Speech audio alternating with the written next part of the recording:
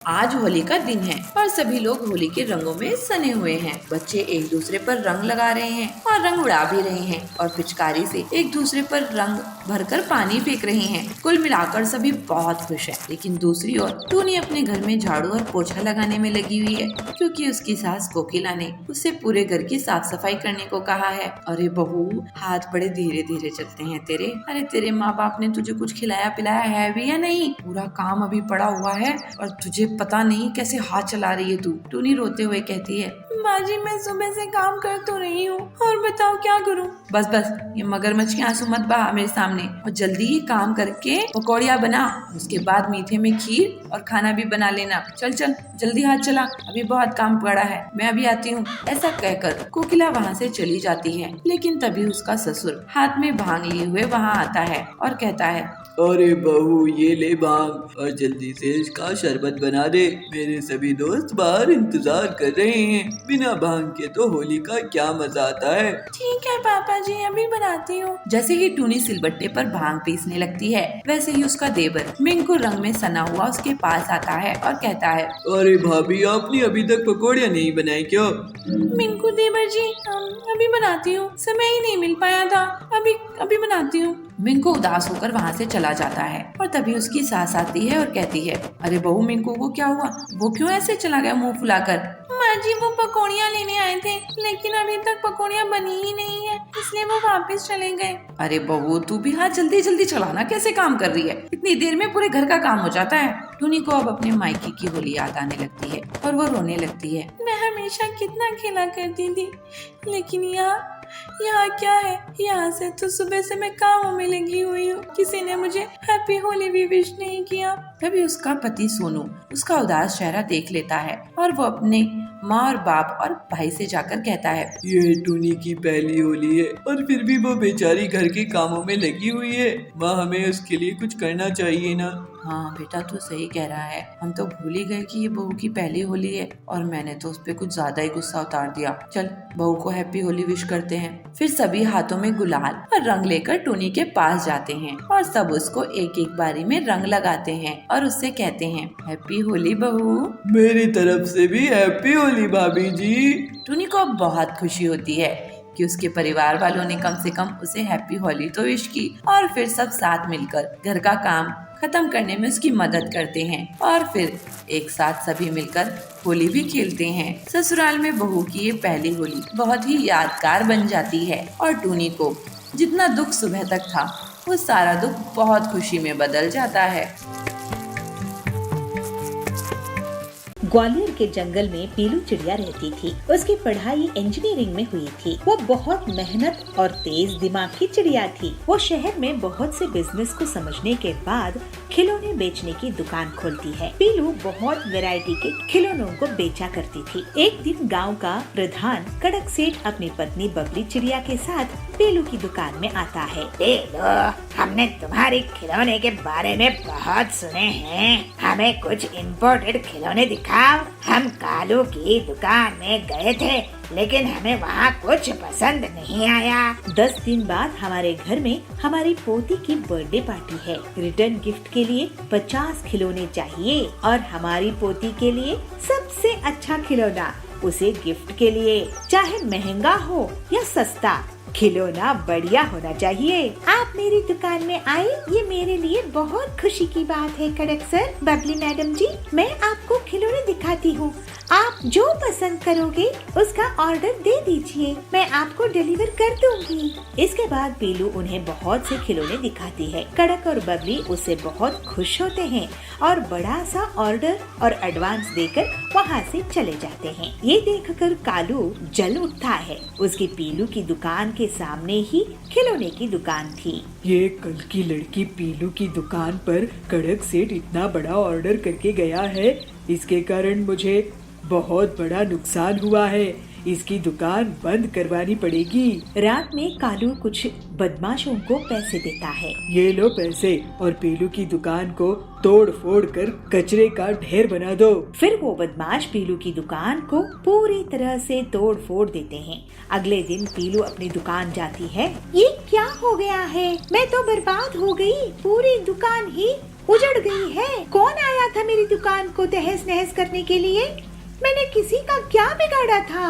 अब मैं इस नुकसान को कैसे झेलूंगी? कड़क सेठ का इतना बड़ा ऑर्डर मैं कैसे पूरा करूंगी? पीलू को रोता हुआ देखकर हरिया काका उसके पास आता है और कहता है, पीलू बेटी, तुम निराश मत हो, हिम्मत रखो।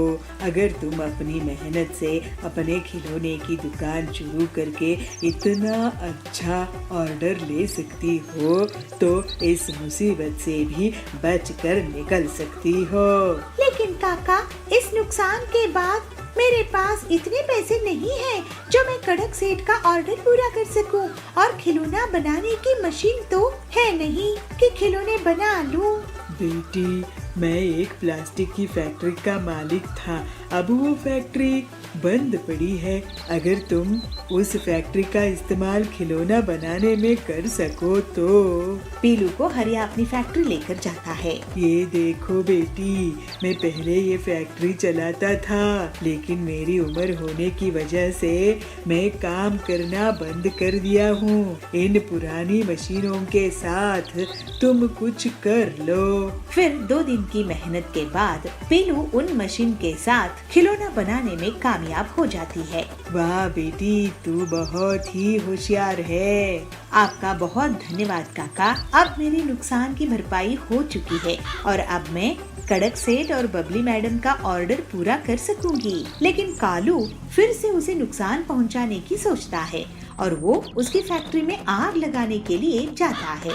लेकिन जैसे ही कालू उसकी फैक्ट्री के अंदर आग लेकर घुसता है, उस पर पानी की बारिश हो जाती है और जोर जोर से सायरन बज उठता है।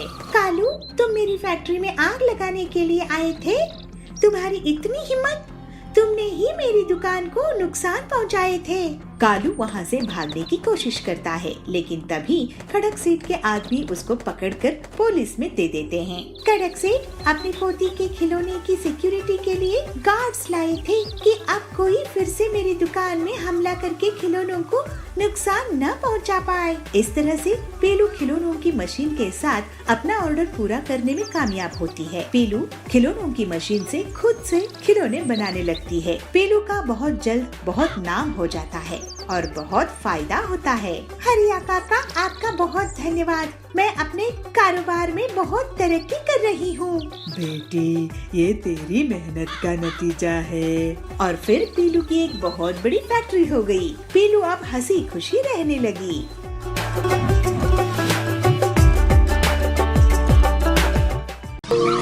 पिंकी बंदरिया और कुन्नू सियार भाई बहन हैं। वो गांव में अपने मम्मी पापा और दादा दादी के साथ रहते हैं। एक दिन स्कूल में आते समय पिंकी बंदरिया की नजर कीचड़ में सने एक कुत्ते पर गई। वो बहुत छोटा था और रो रहा था। पिंकी को उस पर तरस आ गया, इसलिए वो उसके पास गई और अपनी बोतल का कच्चा पानी उसने उस पर डाला और उसे अपनी गोद में उठा लिया। पिंकी, छोड़ इसे, देखिए कितना गंदा है और कितनी बदबू आ रही है इसमें से। छी, छोड़ इसको। नहीं कुन्नू, मैं इसको नहीं छोड़ सकती। पता नहीं इसके माँ बाप कहाँ हैं और देखो तो बेचारा रो रहा है। मैं इसको अपने साथ लेकर चल रही हूँ, ठीक है ना? पिंकी उस कुत्ते को अपने साथ ले आती है और उसको खाना खिलाती है और उसे अपने पास लेटाकर टीवी भी दिखाती है। कुन्नू ये देख बहुत गुस्सा हो जाता है। पिंकी, उतार इसको, ये हम दोनों का बेड है ना, तूने इसको कैसे बिठाया? उतार इसको, अभी कितना गंदा है ये, नाली में रहता है, उतार इसको। कुन्नू, ये छोटा सा ही तो है, जरा सी जगह ले लेगा तो क्या हो जाएगा?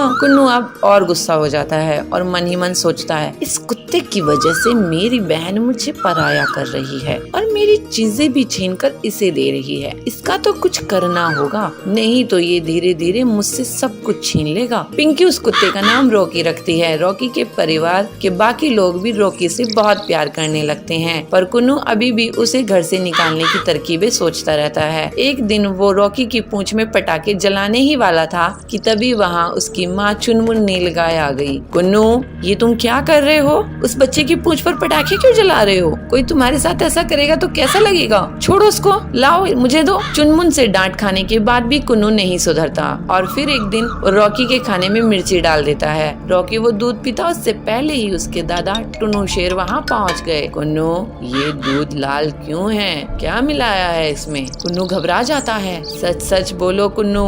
नहीं, कुछ कुछ भी नहीं दादाजी, वो तो ऐसे ही हो गया। मैं जानता हूँ तुम रॉकी को जरा भी प्यार नहीं करते हो और उसे घर से निकालना चाहते हो, पर बेटे ये बेचारा भी बहुत छोटा है, तो जानता भी नहीं कि तुम इसके साथ क्या क्या कर रहे हो, इसलिए ये सब छोड़ो और उसके साथ प्यार से पेश आओ, ठीक है। दादा के समझाने पर भी कुन्नू नहीं समझता और फिर एक रात वो रॉकी को लेकर जंगल में चला जाता है और उसे कहीं दूर छोड़ाता है और घर आकर सो जाता है। अब उस रॉकी को मैं ऐसी जगह छोड़ कर आया हूँ जहाँ से वो चाह कर भी वापस नहीं आ सकता और मैं जीऊंगा चैन की जिंदगी। अंधेरी रात हो चुकी थी, घर में सब सो चुके थे कि तभी एक चोर उनके घर में घुस जाती है और एक एक करके घर का सारा कीमती सामान चुरा लेती है। पर जैसे ही वो घर के बाहर कदम रखती है वैसे ही रॉकी भौंकने लगता है और घर वाले सारे लोग जाग जाते हैं। तब तक रॉकी चोर को हिलने तक नहीं देता। अच्छा, तो ये चोर हमारे घर में चोरी करने आया था। शाबाश रॉकी, अगर आज तुम नहीं होते पता नहीं क्या हो जाता। टुन्नू लोमड़ी चोर को पकड़कर उसको पुलिस के हवाले कर देते हैं। पिंकी, दादाजी मुझे माफ कर दो।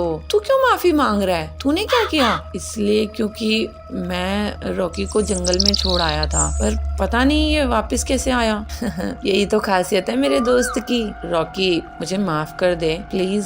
सॉरी यार, अब हम दोस्त बन सकते हैं, तू दोस्ती करेगा मेरे से? रॉकी अपना एक पैर आगे बढ़ाता है और अब दोनों के बीच दोस्ती हो जाती है। रॉकी कुन्नू का भी दोस्त बन जाता है और फिर सब खुशी खुशी रहते हैं। और पुलिस की बाइक को ही चुरा कर भाग जाता है। ये सब बबलू अपनी बर्तन बाइक से देख रहा था।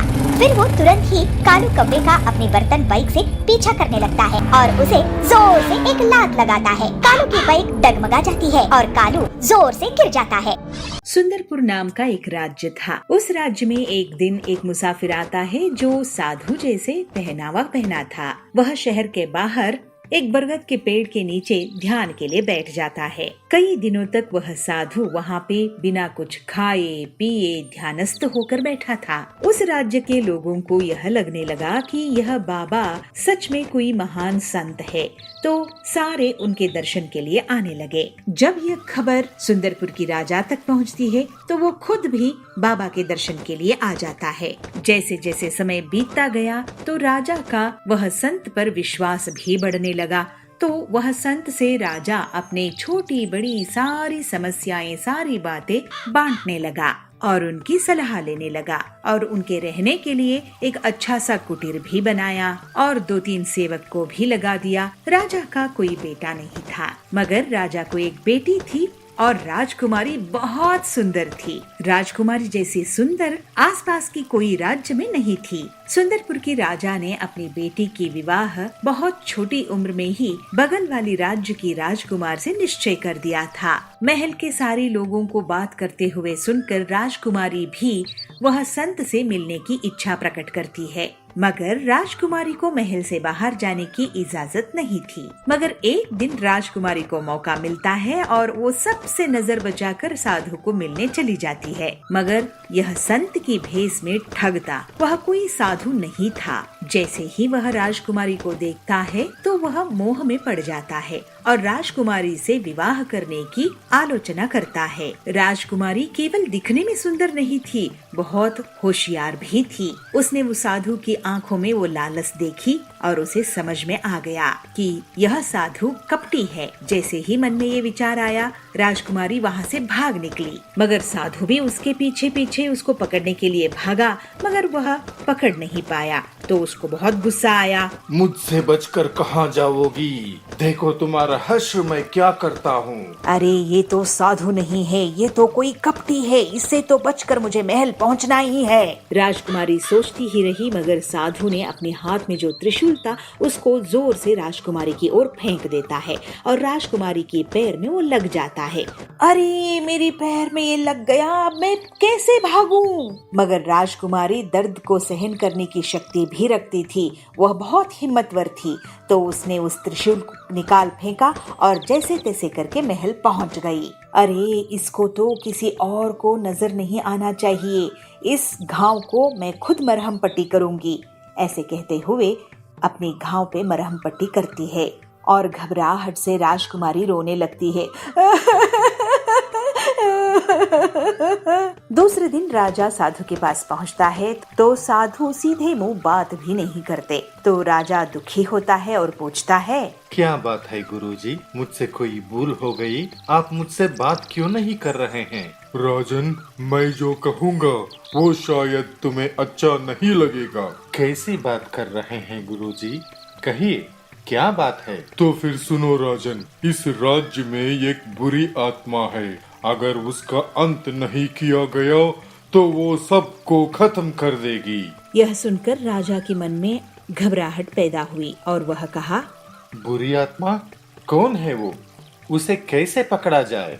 यह आत्मा आपकी महल में एक सुंदर लड़की का रूप लेकर रह रही है। कल रात को ये आत्मा हमसे मिलने हमारे कुटीर पर आई थी, लेकिन जैसे ही हमने अपने त्रिशूल उसकी तरफ फेंका तो उसने अपनी असली रूप में आ गई। उसने एक भयानक रूप धारण कर लिया।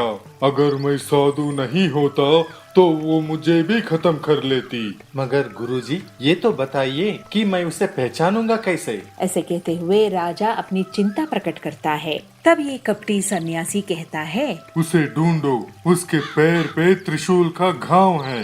अपनी राज्य में डंका बजा दो, मिलते ही उसे कैद कर लो, फिर मैं बताऊंगा आगे क्या करना है। यह सुनकर चिंतित राजा अपनी महल के ओर दौड़ता है और महल के कर्मचारी को बुला के कहता है कि जिसकी पैर पे त्रिशूल की निशान है उस लड़की को ढूंढने के लिए। उसके महल के नौकर और सैनिक पूरे राज्य में ढूंढते हैं मगर उनको ऐसी कोई लड़की नहीं मिलती है। मगर आखिर में यह पता चलता है कि राजकुमारी की पैर पे त्रिशूल का निशान है और यह बात सेवक आके राजा को सुनाते हैं। यह बात सुनते ही राजा परेशान होकर साधु के पास पहुंचता है और सारी बातें साधु को कहता है और यह निवेदन करता है कि शायद साधु से कोई भूल हुआ हो। साधु को तो ये अंदाजा था, वह पहले से ही सोच कर बैठा था और राजा से कहता है, राजन, तू जिसे राजकुमारी समझ रही हो वो असल में तुम्हारी बेटी नहीं है। तुम्हारी असली बेटी को पैदा होते समय एक जादूगरनी ने चुरा लिया था और उसे इस बुरी आत्मा से बदल दिया था। अब तुम पर है राजन, मेरी बात मानो या ना मानो। अगर नहीं मानोगे तो राज्य का विनाश निश्चित है। राजा को साधु पर अटूट विश्वास था, इसीलिए ज्यादा न सोचते हुए राजा ने साधु की बात मान ली और राजा अपनी बात को मान रहा है इसका भनक लगते ही साधु कहता है, एक बड़ी संदूक मेरी कुटिया में रख दो और रात होते ही किसी को भनक ना लगते हुए राजकुमारी को मेरे पास ले आओ।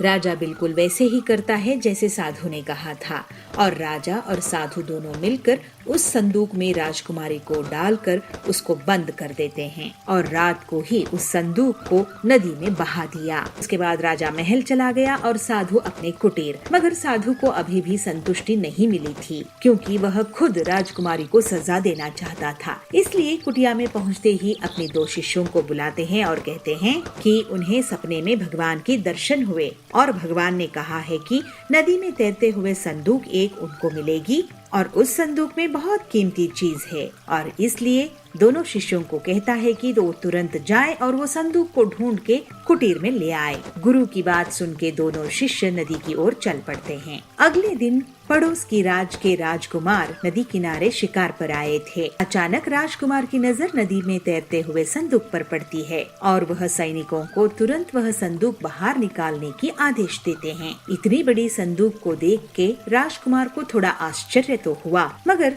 वह संदूक को खोल के देखने की निश्चय करते हैं और खोलते हैं। जैसे ही संदूक खोलता है तो वह आश्चर्य और बढ़ जाता है क्योंकि संदूक में बहुत सुंदर सी एक कन्या थी। इतनी सुंदर कन्या राजकुमार ने पूरी अपनी जिंदगी में कभी नहीं देखा था। राजकुमारी डरते ही संदूक से बाहर आती है और राजकुमार को सब कुछ बताती है। राजकुमार भी स्वयं अपना परिचय देते हैं कि वो पड़ोस की राजकुमार है, जिसकी शादी राजकुमारी के साथ बचपन में तय हुई थी। राजकुमार राजकुमारी को सांत्वना देते हुए कहते हैं कि वह तुरंत वहीं पे गांधर्व विवाह करेंगे और उन दोनों ने गांधर्व विवाह कर लिया। और सैनिकों को राजकुमार आदेश देता है कि उस पेटी में एक जंगली बंदर को बंद करके फिर से नदी में बहा दिया जाए। राजकुमार राजकुमारी के साथ अपने महल वापस चला जाता है। इधर साधु के दोनों शिष्य पेटी को नदी में तैरते हुए देखते हैं और उस संदूक को ले जाकर साधु की कुटीर में रख देते हैं। पेटी को देखकर साधु को बहुत संतोष होता है और वह दोनों शिष्यों को कहता है जब तक वो ना कहे तब तक कुटिया के अंदर ना आए और कुटिया के बाहर पहरे पे खड़े हो जाएं। फिर क्या था, साधु ने कुटिया की दरवाजा बंद किया और संदूक को खोला। पेटी से निकली हुई बंदर साधु के ऊपर कूदकर उसको बहुत सताती है। साधु चीखता रहा, चिल्लाता रहा, मगर कोई कुटिया की दरवाजा नहीं खोला। इस तरह साधु को अपनी किए की सजा मिल गई।